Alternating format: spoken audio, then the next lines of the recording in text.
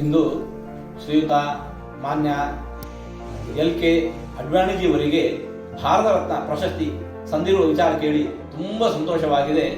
ಶ್ರೀಯುತರು ನಮ್ಮ ದೇಶದ ರಾಜಕಾರಣಕ್ಕೆ ಉತ್ತಮವಾದಂತಹ ಮಾರ್ಗದರ್ಶನ ಮಾಡಿದವರು.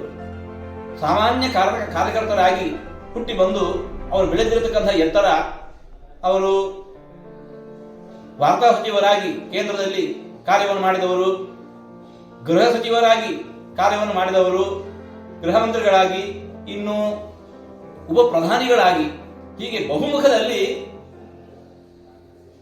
ತಮ್ಮ ಪ್ರಾಮಾಣಿಕವಾಗಿರತಕ್ಕಂಥ ಕರ್ತವ್ಯವನ್ನು ನಿರ್ವಹಿಸುವ ಮೂಲಕ ಸಮಾಜಕ್ಕೆ ಮಾರ್ಗದರ್ಶನ ಮಾಡಿದವರು, ಸಮಾಜದ ರಕ್ಷಣೆಗೆ ಮುಂದಾದವರು.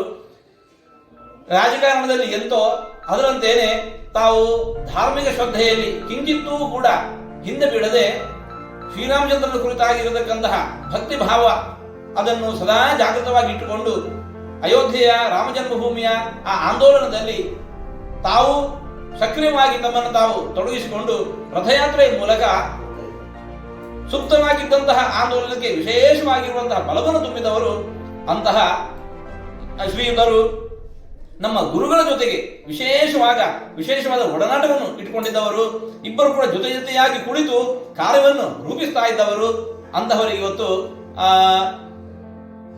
ಈ ಭಾರತ ರತ್ನ ಪ್ರಶಸ್ತಿ ಸಿಕ್ಕಿರುವಂತಹದ್ದು ಅತ್ಯಂತ ಸಂತೋಷದ ವಿಚಾರ.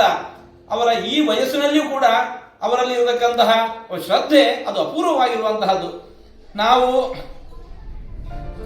ಈ ರಾಮಜನ್ಮಭೂಮಿ ತೀರ್ಥಕ್ಷೇತ್ರ ಟ್ರಸ್ಟ್ನಲ್ಲಿ ಸದಸ್ಯರಾದ ಕ್ಷಣದಲ್ಲಿಯೇ ನಾವು ಶ್ರೀಯುತ LK ಅಡ್ವಾಣಿಜಿಯವರನ್ನು ಅವರ ಮನೆಗೆ ಹೋಗಿ ಅವರನ್ನು ಅಭಿನಂದಿಸಿ ಬಂದಿದ್ದೆವು. ಅವರ ಕುಶಲ ಯೋಗಕ್ಷೇಮವನ್ನು ವಿಚಾರಿಸಿಕೊಂಡು ಬಂದಿದ್ದೆವು.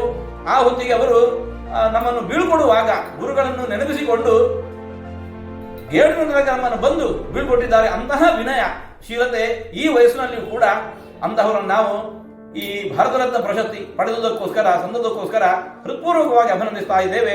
ರಾಮಕೃಷ್ಣ ಅನುಗ್ರಹ ಶ್ರೀರಕ್ಷೆ ಅವರ ಜೊತೆಗೆ ಸದಾ ಇರಲಿ ಅಂತ ನಾವು ದೇವರ ಪ್ರಾರ್ಥನೆ ಮಾಡ್ತೇವೆ.